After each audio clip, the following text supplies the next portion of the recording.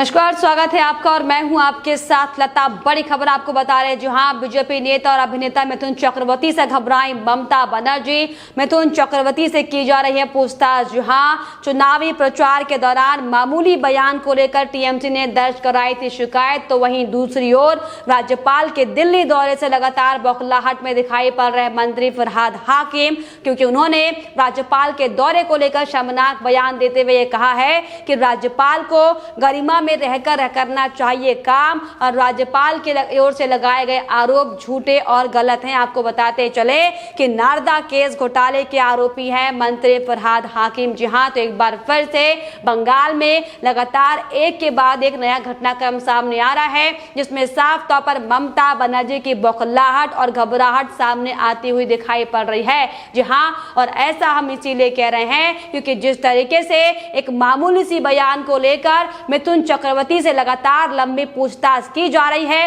ये साफ तौर पर दर्शाता है कि लगातार बीजेपी के बंगाल में बढ़ते कद से ममता बनर्जी घबराई हुई हैं, और यही बड़ी वजह है कि अब मिथुन चक्रवर्ती से पूछताछ की जा रही है। दरअसल आपको बताते चले कि चुनावी प्रचार के दौरान दिए गए बयानों को लेकर लगातार टीएमसी की बौखलाहट कम होती हुई नहीं दिखाई पड़ रही है, और यही बड़ी वजह है कि मिथुन चक्रवर्ती के दिए बयान के बाद से ही टीएमसी पार्टी तिलमिलाहट में है, और इसकी तिलमिलाहट इस कदर सामने आ रही है कि अब बिना वजह मामूली से बयान को लेकर मिथुन चक्रवर्ती से लगातार पूछताछ की जा रही है। हालांकि लगातार हम आपको इसके पहले भी दिखा चुके हैं कि किस तरीके से टीएमसी के गुंडों की ओर से, या यूं कहा जाए कि खुद ममता बनर्जी की ओर से बीजेपी के बड़े बड़े नेताओं पर हमला कराया गया था। लेकिन जिस तरीके से लगातार बंगाल में जो स्थितियां बिगड़ती हुई दिखाई पड़ रही हैं, ममता बनर्जी जो राजनीतिक बदला लेते हुए दिखाई पड़ रही, इसी का असर है कि अब ममता बनर्जी सिर्फ और सिर्फ अपने मुख्यमंत्री पद का गलत इस्तेमाल करते हुए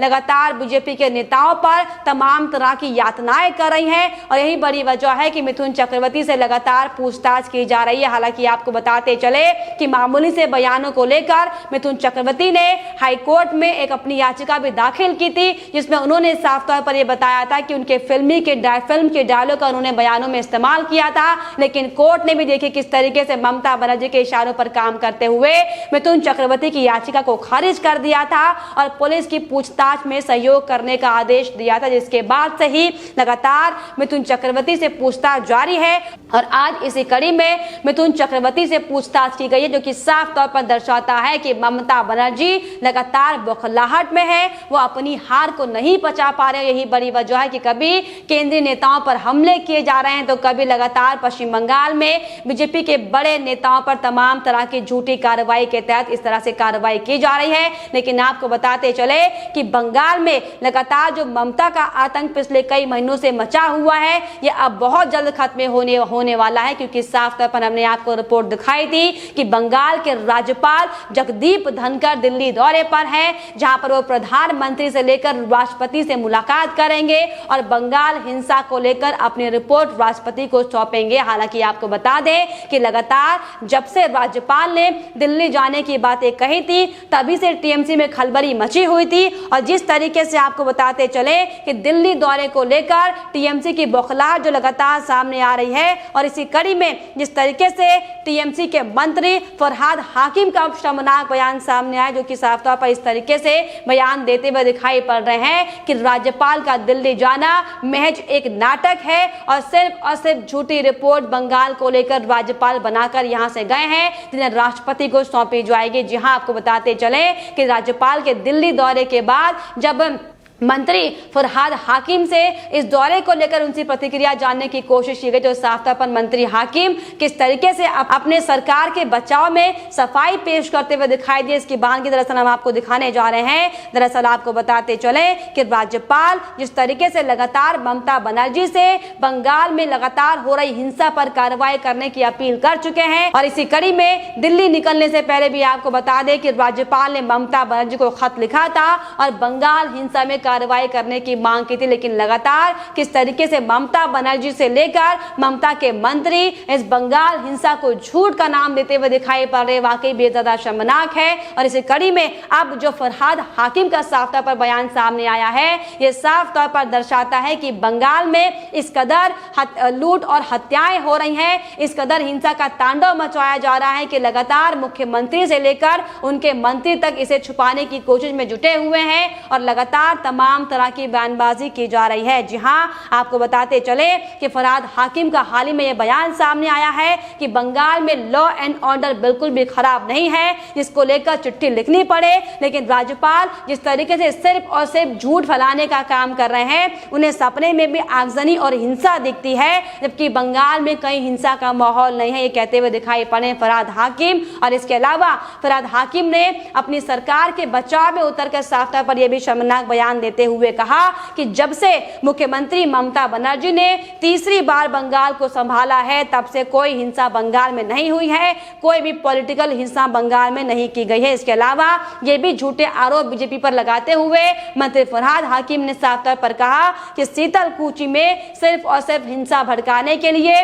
बीजेपी की ओर से कई जगह पर गोलीबारी की गई थी, लेकिन देखिए कि किस तरीके से लगातार सिर्फ और सिर्फ अपने गुंडा राज को बढ़ाने के लिए, सिर्फ और सिर्फ अपने जंगल राज को बढ़ाने के लिए, अपने घोटालों को सामने ना आने पाए, इसके लिए लगातार किस तरीके से टीएमसी के गुंडे, टीएमसी के बड़े बड़े आला नेता झूठ बोलते दिखाई पड़ रहे हैं, साफ तौर पर सबके सामने है। दरअसल आपको बताते चले कि जिस तरीके से लगातार बंगाल की स्थितियां बद से बदतर होती जा रही हैं, लोग बंगाल में 356 धारा लगाने की मांग कर रहे हैं और जिस तरीके से राज्यपाल खुद मैदान में जाकर लोगों से मुलाकात करते हुए दिखाई पड़े थे, तस्वीरें हमने आपको दिखाई थी कि कैसे नंदीग्राम से लेकर कूच बिहार से लेकर अलग अलग प्रभावित इलाकों में राज्यपाल ने पीड़ित परिवारों से जाकर मुलाकात की थी और किस तरीके से पीड़ित परिवार लगातार रोकर बंगाल में कानून व्यवस्था की दुहाई देते हुए लगातार राज्यपाल से ये मांग करते हुए दिखाई पड़े थे कि उनकी हालत को देखते हुए उनकी मदद की जाए, लेकिन जिसको लेकर राज्यपाल ने ममता बनर्जी से भी इस पर विनम्र निवेदन किया था, लेकिन ममता बनर्जी ने यह कहते हुए कुछ भी करने से इनकार कर दिया था कि बंगाल में कहीं पर भी हिंसा नहीं हुई है,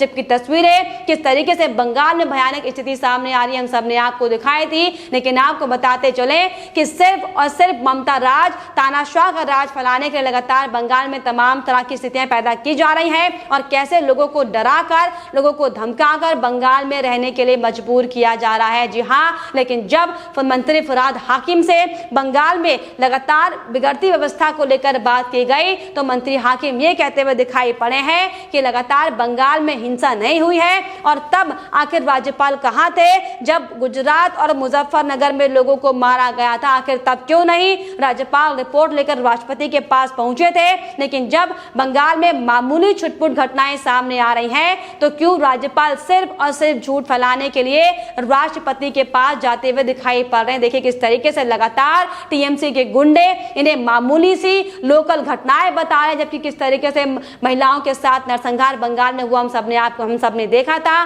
किस तरीके से 40 से ज्यादा बीजेपी कार्यकर्ताओं की मौत इस हिंसा में हो गई हम सबके सामने है और किस तरीके से लगातार मजबूर लोगों को और खास तौर पर उन लोगों को जिन्होंने अपने इस चुनाव के दौरान अपनी मर्जी से अपने मतदान का इस्तेमाल किया था, कैसे उन्हें मजबूर किया गया, इसकी तस्वीर भी हमने आपको दिखाई थी। और गनीमत ये आ गई कि लोगों को अपनी जान बचाने के लिए बंगाल से बाहर राज्यों में जाकर शरण लेना पड़ रहा था और इन तमाम रिपोर्ट को देखते हुए राज्यपाल ने ममता बनर्जी से कई बार इस पर कार्रवाई करने की मांग की थी, लेकिन ममता बनर्जी लगातार इस पर नदारत नजर आई। लेकिन जिसको देखते हुए अब राज्यपाल ने बड़ा एक्शन लेते हुए दिल्ली जाने का मन बनाया था, जिसके बाद से ही लगातार टीएमसी के नेताओं में बौखलाहट साफ तौर पर दिखाई पड़ रही है। और यही नहीं, बंगाल की स्थितियों पर बात करने की बजाय, बंगाल में लगातार बढ़ रही हिंसा को रोकने की बजाय मंत्री ये साफ तौर पर कहते हुए दिखाई पड़ रहे हैं कि जो राज्यपाल है वो अपनी मर्यादा को भूल कर काम कर रहे हैं। जी हाँ, आपको बताते चले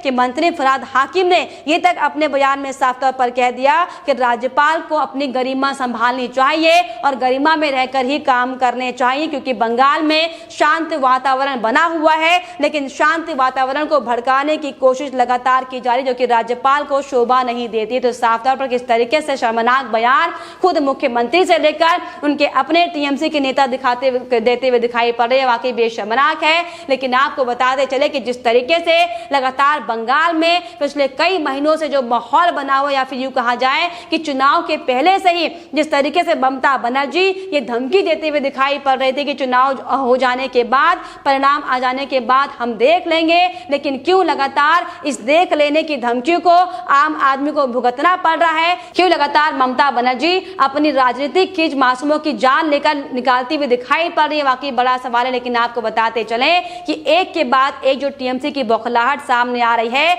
लगातार जिस तरीके से बंगाल में हिंसा का खेल खेला जा रहा है, जिस तरीके से मासूमों का खून बहाया जा रहा है, वाकई बेशर्मनाक है। लेकिन मूक दर्शक बनी ममता बनर्जी इस पर कार्रवाई करने के बजाय तमाम तरह के आरोप बीजेपी और केंद्र सरकार पर लगाती हुई दिखाई पड़ रही है। और उसी कड़ी में उनके नारदा केस घोटाले से जुड़े तमाम मंत्री जो खुद को बचाने के लिए किस तरीके से भागते दिखाई पड़े थे, हमने आपको दिखाया था। लेकिन अब जिस तरीके से राज्यपाल के दिल्ली दौरे को लेकर तमाम तरह की बातें की जा रही है, वाकई भी ज्यादा शर्मनाक है। लेकिन आपको बताते चले कि अब बंगाल में वो दिन दूर नहीं कि जब बंगाल में 356 धारा लगाई जाएगी और राष्ट्रपति शासन लगने के बाद साफ तौर पर ममता बनर्जी की सरकार जो लगातार पिछले कई सालों से तानाशाह की तरह सरकार